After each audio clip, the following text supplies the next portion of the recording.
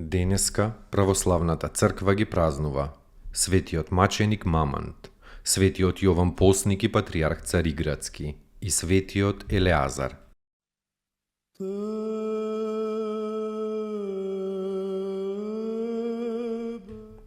Светиот маченик Мамант, родум од Пафлагонија од познати христијански родители Теодот и Руфина. Неговите родители биле фрлени во затвор за Христовото име. Во затворот прво му умрел таткото, а мајка му откако го родила него и самата го завршила животот на земјата. Така новородениот младенец останал во темницата помеѓу мртвите тела на своите родители. Но Бог, промислителот, и испратил свој ангел на некоја благородна вдовица Ама, на која насон и се јавил и рекол да оди во затворот и да го земе детето кај себе. Таа измолила од градоначалникот дозвола да ги погребе умрените, а детето да го земе во својата куќа.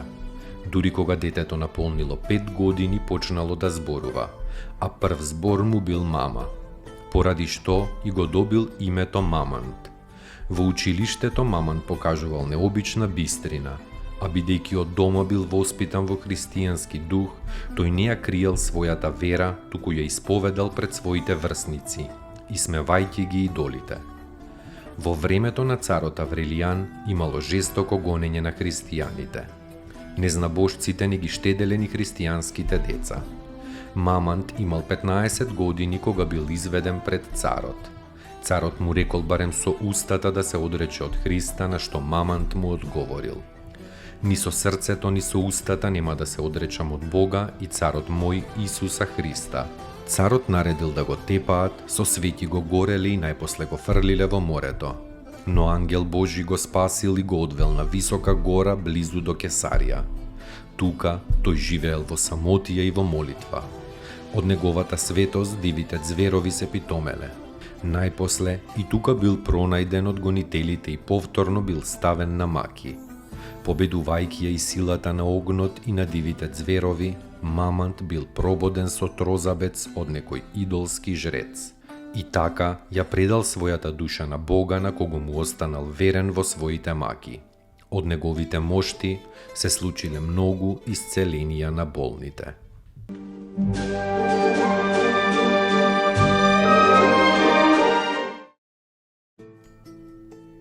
Поуки од светите отци. Никогаш не сум видел никој да се поправи преку гнев, туку секогаш преку љубов. Тогаш тој е спремен дури и на жртва. Значи така треба да постапуваш. Земи се себе си за пример, како се смируваш со викање или со љубов. Свети Јосиф и Сихаст.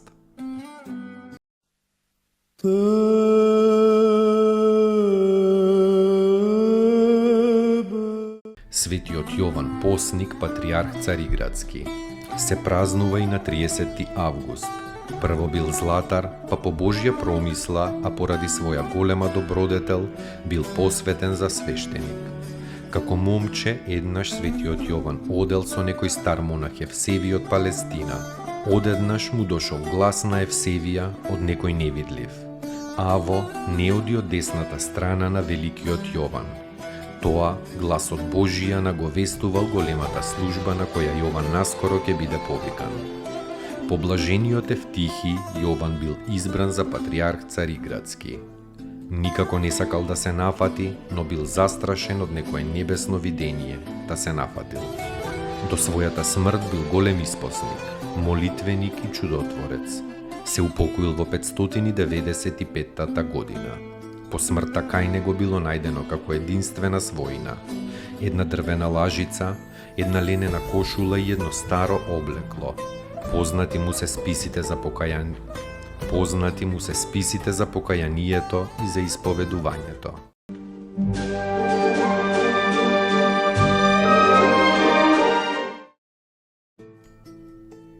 Поуки од светите отци. Доколку не си радосен, што и да сториш, дури и твоето покаяние и твојата љубов нема да бидат вистинити. Старец Емилијан Симонопетриски.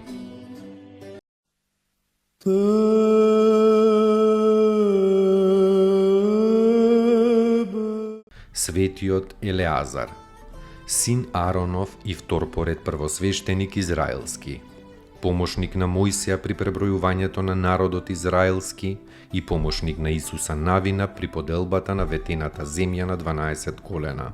Верно го чувал ковчегот на заветот во Силом и завршил мирно.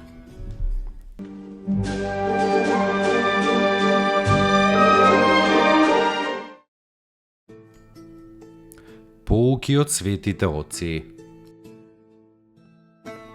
Човекот најмногу страда од мислите што не му се потребни. Старец Тадеј.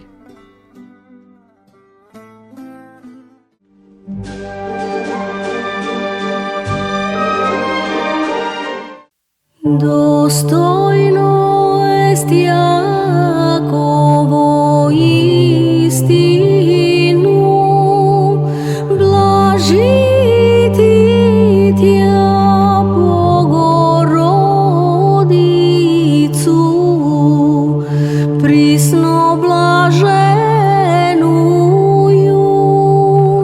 и пренепорочнују и Матер Бога нашего,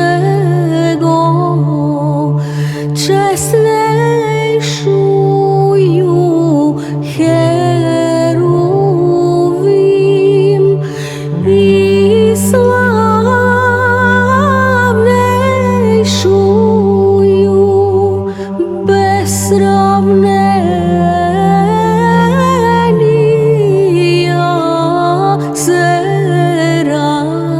Серафим, без истления Бога слова рошую, суштую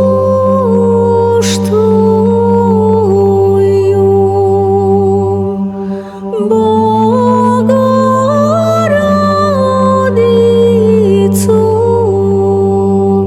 Тја